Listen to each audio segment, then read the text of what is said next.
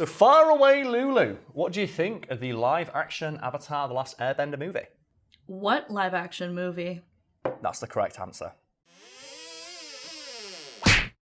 The Last Airbender is a filmmaking triumph in the sense that it somehow made a story about people who can punch mountains with their fists a boring, monotonous slog. A feat of cinematic incompetence largely credited to director M. Night Shyamalan, who, for some inexplicable reason, decided to remove all of the jokes and levity from a film aimed at children. God, that movie sucks ass. Can we just put the clip in of what the Earthbenders look like in that movie? Do you know they just do the punch and then you see like a rock float past the screen at like 4 miles an hour?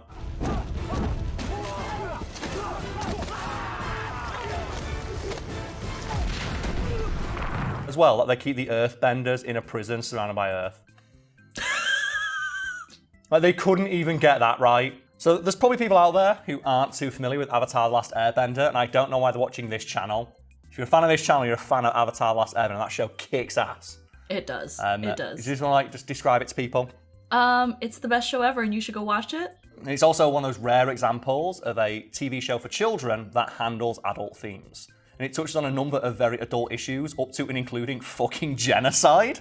Because like a key plot point in the show is that a guy wants to genocide the world using fire punching powers. And it somehow managed to seamlessly blend that with like slapstick comedic action. Almost flawlessly, I'd argue. And there's very few shows that have ever managed to strike that blend. I'd say the only other one that springs to mind is the Teen Titans TV show. Oh, absolutely. Unironically, when people ask me what's the best show ever? Honestly, Avatar: The Last Airbender is always one of the first things that comes to mind. Almost flawless in its execution as well. And then it's just blending of all the themes that it has as well. Just the melding of all the different cultures from East Asia, but then you also have with the Southern Water Tribe, all the Inuit influences as well, and they're just flawless. And then the action, just immaculately choreographed, all informed by ancient Chinese martial arts, and that are all reflective of the individual elements, and just it's just top tier television. Do you have a particular favourite moment or character from it? Because I know what mine is.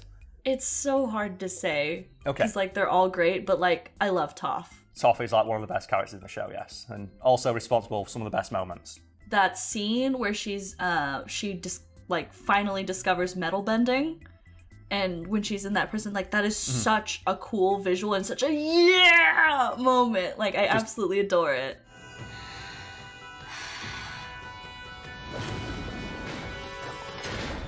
Woo! Toph, you rule. My favourite character flips between whether it's Uncle Iroh or Azula, and Uncle Iroh, which is Uncle Iroh, but then Azula, for all those little character moments where the mask slips, for example, she tries to pretend, oh no, I'm better than everybody, but what does she do when she becomes in charge? Triple throne for the homies. So that's the one. It's she has to triple throne with space on it for her mates. They didn't have to put that in, but the fact that the character insisted upon having the triple throne. It's fucking incredible. Or just Uncle Iroh's glow up in prison. That shot of him being super fucking ripped.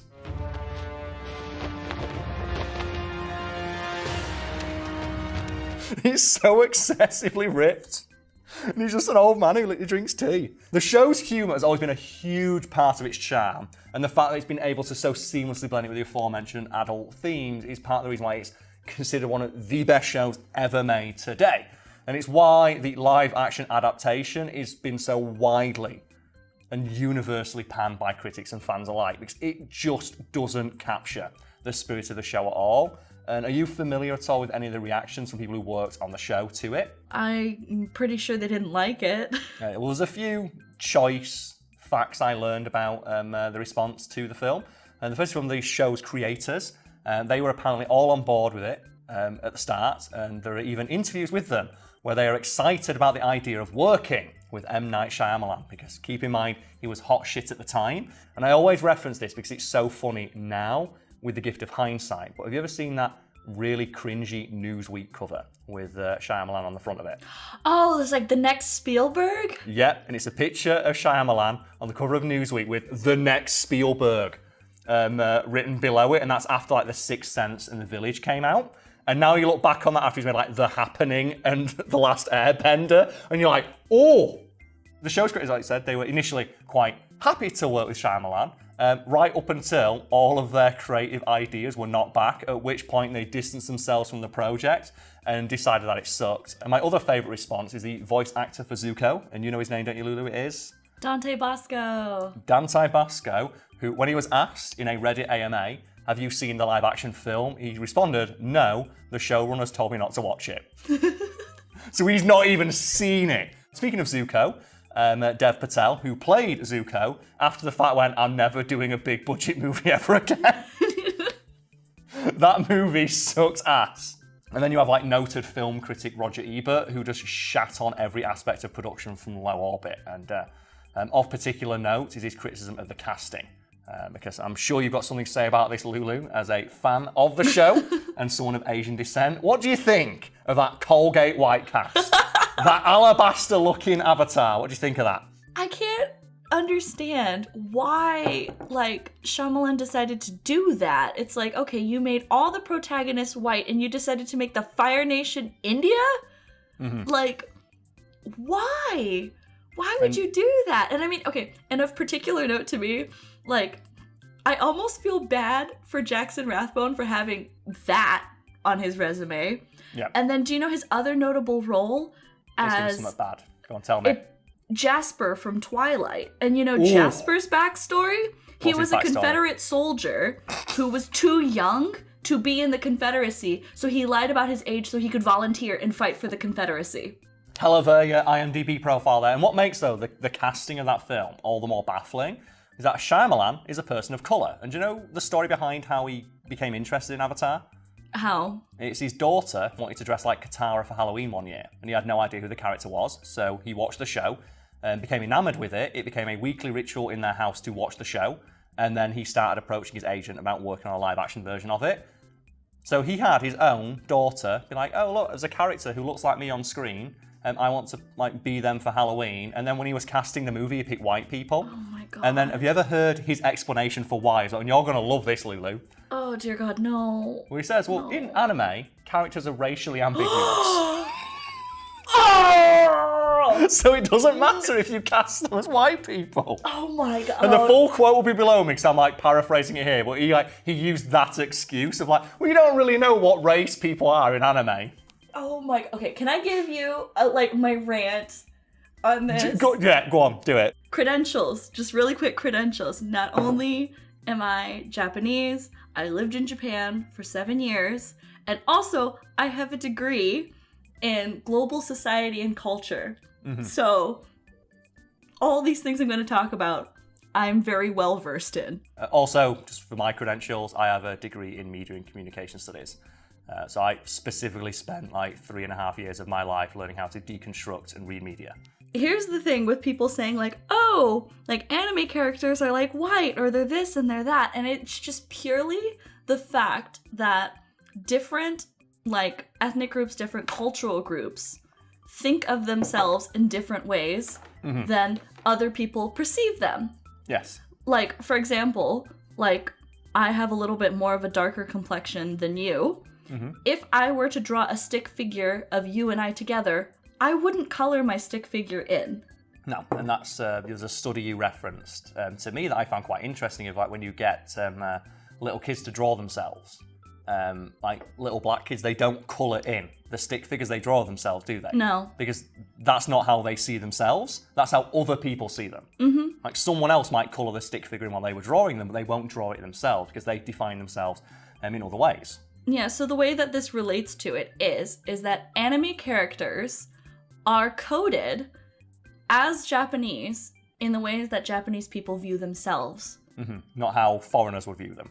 Mm-hmm, mm-hmm. So, like, a lot of people, when I go to, like, America, the UK, when they talk about, oh, what are Asian features, they say, oh, black hair, small eyes, short, that sort of thing. But if you talk to Japanese people about what they see in themselves, they would say, oh, smaller face and stuff like that, less defined chin and smaller nose. Mm-hmm. That's why if you see a foreign character in an anime, you're like, wait, why are they blonde and why do they have this giant nose? Mm-hmm. It's like, literally, that's how Like, if someone is supposed to be a foreigner, you will know. Like, that's why that American guy in Yu-Gi-Oh! Is so in your face. Bandit Keith! You know he's American because he's got a gun. He's got a gun and he wears an American bandana. You truly are a stubborn one, aren't you?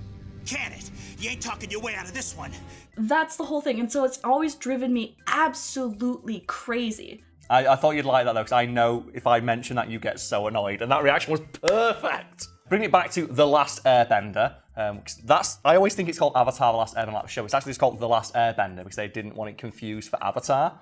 The film has had much criticism levied against it, but one of the biggest ones is that the film is really short because it's supposed to be an entire season of the show, and it's cut down to just over 100 minutes. And would it surprise you to learn, Lulu, that the film was originally going to be a lot longer? I am a little bit, because it felt like they had no budget. Well, they had a massive budget, and it all went onto the special effects, which looked fucking awful. The film was originally meant to be about 120 minutes long, and M. Night Shyamalan decided to aggressively cut it down to just over 100 minutes. And when he was asked, so why did you cut this film down that much? It's supposed to be the first part of a trilogy that's adapting like 60 episodes of a TV show. And his response was, well, I always cut my movies down to 90 minutes. What? So, you know those movies he made before The Last Airbender? You know those ones that were self-contained, high-concept thrillers and horrors, where the story could be told in 90 minutes or less? That weren't the first part of a trilogy. Because he cut those movies in 90 minutes, he decided to cut The Last Airbender too.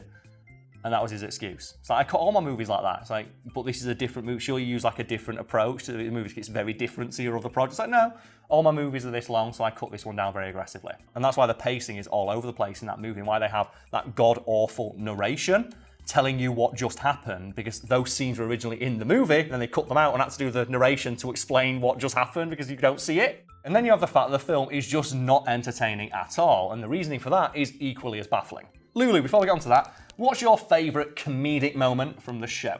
There is like, you know, the classic of, that's rough, buddy. It's like, my girlfriend turned into the moon. That's rough, buddy. That's rough, buddy. My first girlfriend turned into the moon. That's rough, buddy. This classic moment you have, like, you know, every time Toph's on screen. I was gonna say, it's literally the thing that always sticks out is like when she's on the back of Appa and she goes, oh, there it is, it's over there, and they all turn over and she's like, that's what it's gonna sound like when one of you guys sees it, and then she like waves the hand in front of her face. Yeah. There it is! That's what it will sound like when one of you spots it. Oh, you have another Toph moment where they go underground. And I think Sokka says, oh, it's really dark down here. And it's like, oh no, not being able to see, that must be awful. It's so dark down here. I can't see a thing. Oh no, what a nightmare! Sorry. The entire cast is very funny, but most of the show's humour comes from Sokka. He's like the designated comic relief, but that's not all he is. Like, you know, he's the designated comic relief, but he has an arc. Yeah. And his story's like, you know, him trying to come to terms with the fact, like, I'm just a dude surrounded by people who can move mountains with their fists. And you have that, like, great episode where he becomes a master swordsman, and he learns that, like, you know, he does have skills that are useful. And then, you know, he's the one who forms all the plans, and he builds all the devices that help them win the war, ultimately. And I think M. Night Shyamalan apparently didn't watch the show as closely as he thought he did, because in an interview with him, when they asked him, is there anything you've cut from the original source material? He was like, well, yeah, Sokka's the comic relief. We decided to cut all that. Also, all the slapsticky stuff and the fart jokes. You know, the stuff for, and I quote, little kids. You know, the things that make the show so accessible. But it's a kid's show. It's a kid's show that adults can enjoy. Also, I'd like to point out that this excuse from Shyamalan came immediately after an interview with another producer where they talk about how they want the film to be PG. So they specifically cut the movie to be PG so that it could be enjoyed by as many people as possible and as many little kids as possible, which is immediately followed by Shyamalan saying, I cut out all the stuff that little kids like, including all the jokes, and neutered the comic relief to make him into a boring character who doesn't do anything. I don't remember much from that film, but all I have in like my head, like just burned in, is that Sokka looking clueless the entire time. Yep, never does anything.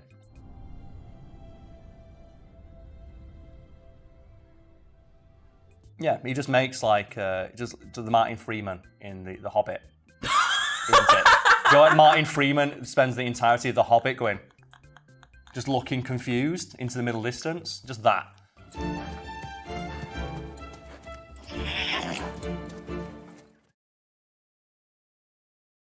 Far away, Lulu. Would you like to talk about the merch store? You're the person who's running it behind the scenes, and you have some news, don't you? So, yeah, we're moving into kind of phase 2 of the merch store. The collaboration with Psycho's over, so we're moving into finding our own stuff. So one of the first thing is we're porting over from the Redbubble store, Big Fact Energy, one of Karl's favorites. Yes, I have it here. This is like one of my low-key, it's like one of the simplest designs we have in the store, but it's one that I came up with. Oh no, that's the wrong one, damn it. I think I've actually got it at home. Oh no, they dropped. Oh god, no. Oh god, where'd that phone go? Yeah, I think that one's at home. So you got a picture of it behind me. You there? Big Fact Energy. That's one of my favourites because that's like an idea I had. And we're also going to be moving over the some of Tenshi Art's stuff that he's made for you. The Yu-Gi-Oh cards, I think, isn't it? We're focusing on the Yu-Gi-Oh cards to move over as stickers. Because... people love stickers. Yeah, people love stickers. People do love stickers. I love stickers. I was tempted to like cover this laptop in all the stickers we've got. But then I realised it's a really expensive laptop.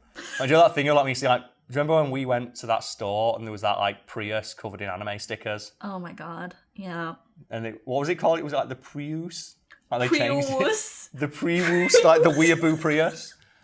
So whoever owns the Weeaboo Prius in Chicago, we saw it. And I'm not sure what's more cringy, the Weeaboo Prius or that like Lamborghini in LA that's got hentai as the license plate. Wait, okay, to let everyone know, the Prius is what's on the license plate. We did not call it that. We did not coin that. We did not come up with that. But yeah. Check out the merch at the links below. Also, fuck that Avatar movie. The Last Airbender one and Avatar by James Cameron. Can't like James Cameron fucking, all Marvel movies feel the same. It's like, alright, how many fucking sequels to Avatar are you working on, James? How'd you cut your teeth again? What was it? Making Aliens? Okay, got it. Got his big break making a sequel to another movie, and it's like, all movies are just the same now. They're all sequels. It really annoys me. So it looks like we both got really triggered this video. It's just that particular comment of just like, all Marvel movies aren't cinema because all they're doing is making sequels as he's working on Avatar 5.